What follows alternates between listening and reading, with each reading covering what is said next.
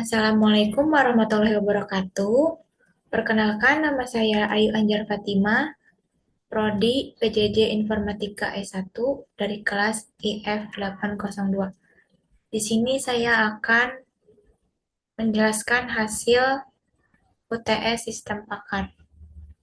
Di sini saya menganalisis jurnal yang diterbitkan oleh Jurnal Media Infotama dengan judul Jurnal Sistem Pakar Diagnosa Penyakit Gangguan Tidur dengan metode forward chaining berbasis web dengan studi kasus UPTD Puskesmas Telaga Dewa Kota Bengkulu dengan penerbit mahasiswa Prodi Informatika Fakultas Hukum Fak, mohon maaf, dengan penerbit mahasiswa Prodi Informatika Fakultas Ilmu Komputer Universitas Dehasen Bengkulu dengan nama penerbit Ahmad Revaldo Yupianti Ilayati Betty. Tahun terbit pada bulan April tahun 2023 dan ini PISSN-nya dan ini EISSN-nya. Dari hasil analisis jurnal tersebut eh, dengan latar belakang kebutuhan hidup memaksa manusia bekerja untuk mencukupi kehidupan sehari-hari. Pada umumnya, manusia bekerja pada siang hari dan beristirahat di malam hari. Banyaknya waktu yang dihabiskan untuk bekerja menuntut manusia beristirahat untuk memulihkan kondisi fisiknya. Kebutuhan tidur setiap orang berbeda-beda. Banyak orang yang dengan tidur panjang atau long sleeper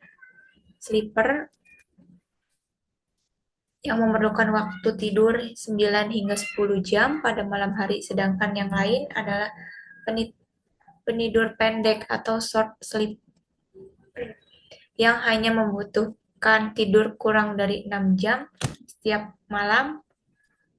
Lama tidur tidak selalu berhubungan dengan gangguan tidur. Jadi, gangguan tidur adalah masalah kesehatan yang sering diabaikan, sehingga banyak orang menganggap gangguan tidur sebagai hal biasa dan tidak menyadari bahwa itu dapat menjadi indikasi masalah kesehatan serius, seperti insomnia, parasomnia, dan hipersomnia. Bisa berdampak pada kesehatan fisik dan mental jika tidak ditangani dengan benar. Sebagian orang memilih pergi ke psikolog untuk mengatasi masalah gangguan tidur yang dialaminya. Kemiripan gejala dari gangguan tidur membuat psikolog mengalami hambatan dalam mendiagnosis jenis gangguan. Karena tidak semua gangguan dan gejala psikologis dapat dipahami secara detail oleh psikolog. Psikolog membutuhkan waktu lebih untuk memvonis gangguan psikolog yang diderita oleh pasien. Tidak terkecuali untuk pasien dengan gangguan tidur karena tidak jarang psikolog harus membuka kembali catatan atau panduan untuk diagnosa kelainan psikolog atau PPDGJ.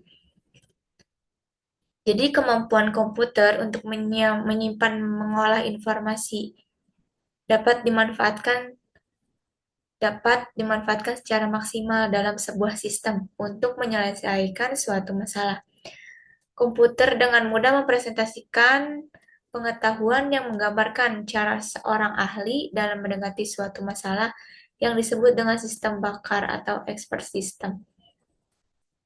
Tujuan masalah dari hasil analisa jurnal ini, penelitian ini bertujuan untuk mengembangkan sistem pakar berbasis web yang mampu melakukan diagnosis gangguan tidur secara otomatis berdasarkan gejala dengan metode forward chaining, memberikan solusi dan mempermudah masyarakat dalam memperoleh informasi medis awal sekaligus menunjang pelayanan kesehatan di Puskesmas Telaga Dewa. Metodologi penelitian yang dipakai pada jurnal ini yaitu metode penelitian yang digunakan pada penelitian ini adalah dengan menggunakan pengembangan metode waterfall. Metode waterfall tersebut memiliki tahapan-tahapan sebagai berikut. Ada 6 tahapan, ada 5 tahapan pada metode waterfall tersebut, yaitu Ada tahapan requirement analysis and definition, system and software design, implementation and unit testing, integration and system testing, dan yang terakhir ada operation and maintenance. Selain itu, pada penelitian ini juga menggunakan metode forward chaining. Forward chaining adalah metode penelusuran dari data, yaitu fakta atau gejala, ke kesimpulan, yaitu diagnosa penyakit. Proses kerja pada metode ini adalah yang pertama, pengguna memasukkan gejala yang dialami. Yang kedua, sistem mencocokkan gejala dengan basis pengetahuan. Yang ketiga, jika kondisi cocok, sistem memberikan hasil diagnosis. Pada metode pengumpulan data, di sini menggunakan dua metode pengumpulan data. Yang pertama, observasi. Yang kedua, wawancara. Analisa sistem aktual pada hasil penelitian ini, pada sistem pakar ini memanfaatkan bidang kesehatan yang digunakan untuk peningkatan pelayanan pada kesehatan. Namun, masalah dalam dunia medis ada ketidakseimbangan antara pasien dan dokter. Lalu, sebagian besar dari masyarakat pun tidak terlatih secara medis, sehingga apabila mengalami gejala penyakit yang diderita, belum tentu dapat memahami cara penanggulangannya. Jadi, pada sistem ini, berikut merupakan basis pengetahuan jenis penyakit gangguan tidur sebagai berikut. Di sini ada kode yaitu P01, P02, dan P03.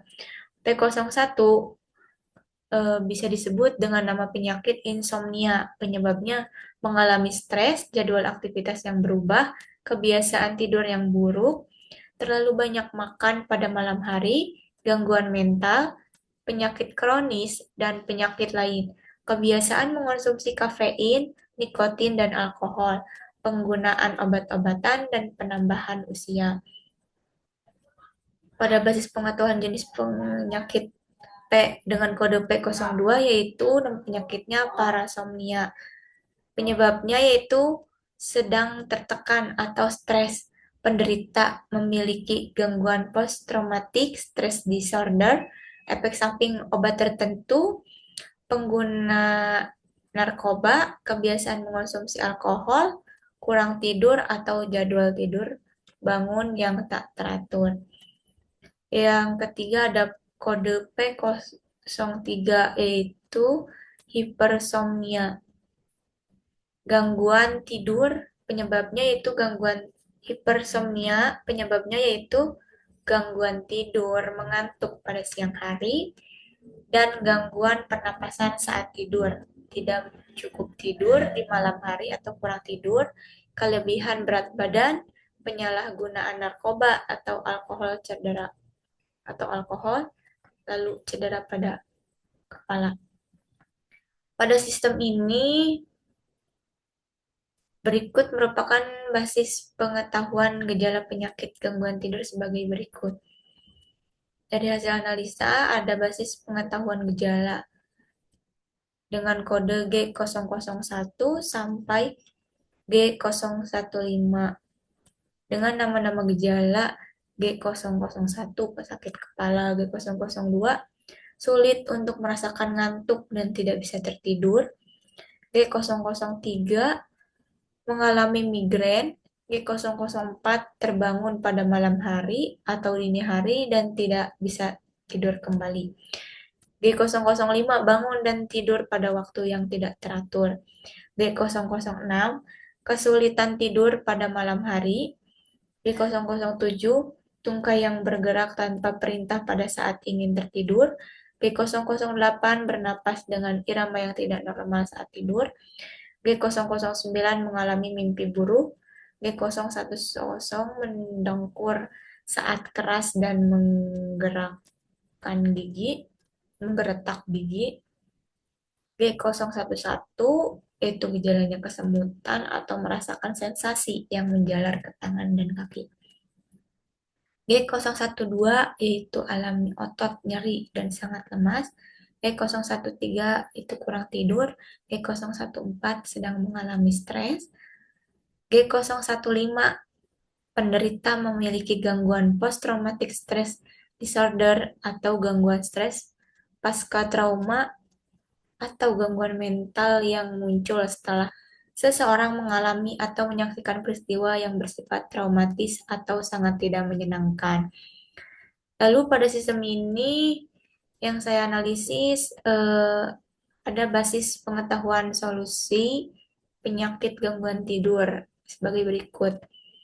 Yang pertama ada kodenya S01 dengan solusi lakukan relaksasi. Sebagai langkah relaksasi, kamu bisa melakukan yoga atau pilates sebelum tidur. Atur jadwal tidur, atur suasana kamar yang nyaman. 4. Konsumsi makan sehat, berolahraga, hindari alkohol, dan rokok sebelum tidur. Pijat. Dan kode S02 dengan solusi pemberian obat dokter dan dapat meresepkan obat untuk mengatasi parasomnia. Jenis-jenis obat yang mungkin diberikan oleh dokter adalah topiramate antidepresan, agonis dopamine, melatonin, levodopa, benzodiazepin, melatih diri dengan kebiasaan tidur yang baik, kurangi kebiasaan buruk seperti minum alkohol atau kafein. Buat jadwal tidur yang teratur agar meningkatkan kualitas tidur. Belajar pengelolaan stres yang baik sangat penting untuk memastikan lingkungan tempat tidur bersih, aman, dan nyaman. Lalu pada kode S03 dengan solusi mengikuti jadwal tidur yang teratur, menghindari kegiatan yang dapat memperparah gejala yang dirasakan, terutama menjelang tidur. Tidak mengonsumsi alkohol maupun obat-obatan terlarang. Menerapkan pola makan kaya nutrisi yang diberikan oleh dokter supaya energi tubuh tetap tercukupi. Lalu pada hasil penelitian ini menggambarkan aliran data yang menggunakan pemodelan DFD atau data flow diagram untuk menggambarkan proses yang terjadi sistem pakar mendiagnosa penyakit gangguan tidur. Adapun data flow diagram yang digunakan antara lain di sini pakar. Di sini ada entitas pakar, pada sistem-sistem pakar, ada entitas pakar dan pengguna. Proses aliran data ini, pakar memberikan seluruh data yang dibutuhkan sistem, seperti data gejala, data penyakit, data solusi, data role. Lalu, pengguna, lalu sistem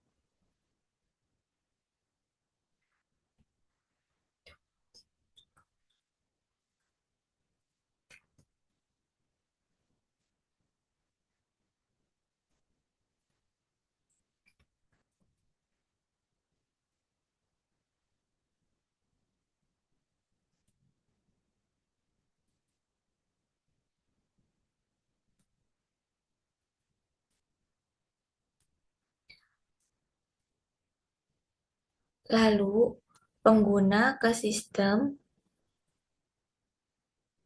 menginput data gejala pasien. Lalu dari sistem menghasilkan diagnosa pengguna. Memberikan hasil diagnosa berdasarkan proses penalaran.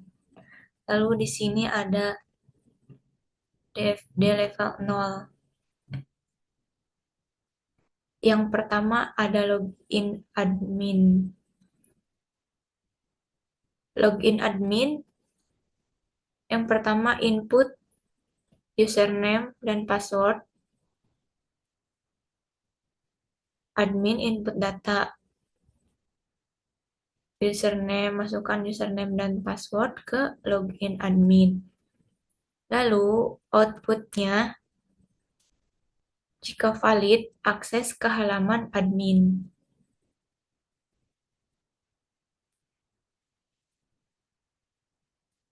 Entitas eksternalnya admin. Terus tujuannya mengizinkan hanya admin yang bisa masuk ke sistem. Lalu di sini ada input data. Input data dari admin,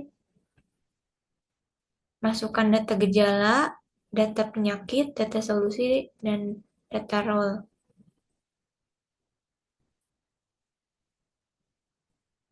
Tujuannya memungkinkan admin memperbarui pengetahuan sistem pakar.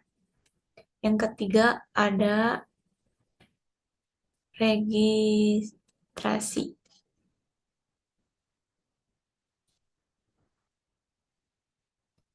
Pasien masuk ke registrasi, ke sistem registrasi. Lalu prosesnya menyimpan data pasien ke sistem. Outputnya data pasien. Outputnya data pasien, ini data. Tujuannya mendaftarkan pasien agar bisa melakukan konsultasi. Lalu yang keempat, ada konsultasi. Input data gejala pasien. Prosesnya, sistem mencocokkan data gejala dengan rule. Outputnya yaitu hasil konsultasi ditampilkan ke pasien.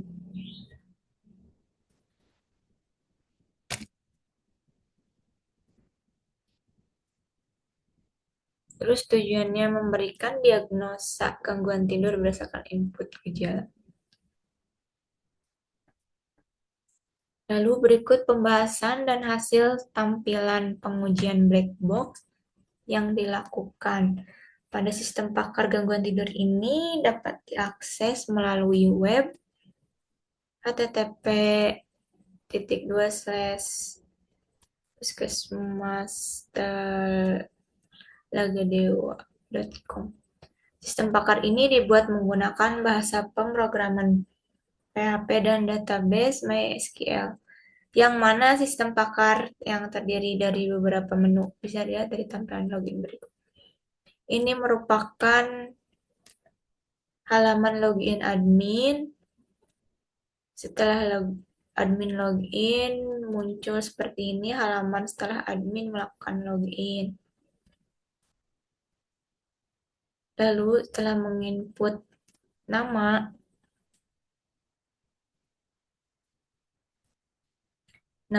nomor HP, jenis kelamin, alamat, dan tanggal, terus input gejala yang dipilih, dan keluar hasil analisanya.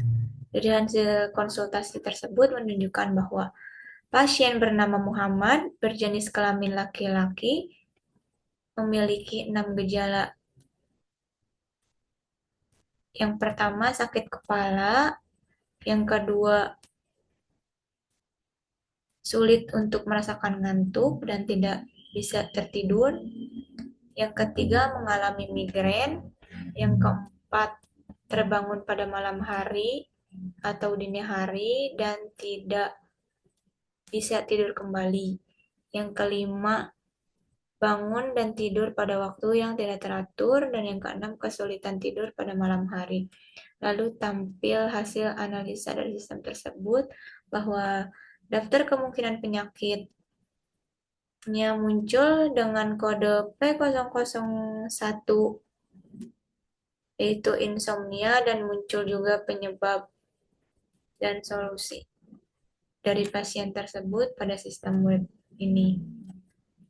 Jadi kesimpulan dari hasil analisa jurnal tersebut adalah sistem yang dibangun mampu memberikan diagnosa awal secara akurat berdasarkan input gejala dari pasien. Pengujian sistem menunjukkan hasil yang sesuai dengan diagnosa pakar medis dengan akurasi tinggi dan fungsionalitas sistem berjalan 100%. Yang kedua, metode forward chaining ini memungkinkan sistem menalar dari gejala-gejala yang diberikan pengguna menuju kesimpulan penyakit. Hal ini sangat sesuai dengan kondisi masyarakat yang tidak memiliki latar belakang medis, namun dapat menyebutkan apa yang mereka rasakan. Yang kesimpulan yang ketiga dapat membangun sistem berbasis web menggunakan PHP dan MySQL. Masyarakat dapat melakukan konsultasi secara mandiri tanpa harus datang ke fasilitas kesehatan. Dan ini sangat membantu di wilayah dengan keterbatasan tenaga medis atau fasilitas. Dan yang terakhir, sistem ini mengimplementasikan komponen utama sistem pakar basis pengetahuan, mesin inferensi antar muka pengguna, serta data gejala, penyakit, solusi, dan aturan. Hal ini menjadikan sistem tidak hanya sebagai alat konsultasi sederhana, tetapi sebagai sistem pakar fungsional yang bisa dikembangkan lanjut. Dalam konteks pelayanan di puskesmas Telaga Dewa, sistem ini dapat dijadikan alat bantu diagnosa awal hingga penanganan lebih dini terhadap gangguan tidur bisa dilakukan mencegah komplikasi yang lebih serius. Mungkin cukup sekian penjelasan hasil analisa saya, kurang lebihnya mohon maaf. Wabillahi taufiq wal hidayah. Wassalamualaikum warahmatullahi wabarakatuh.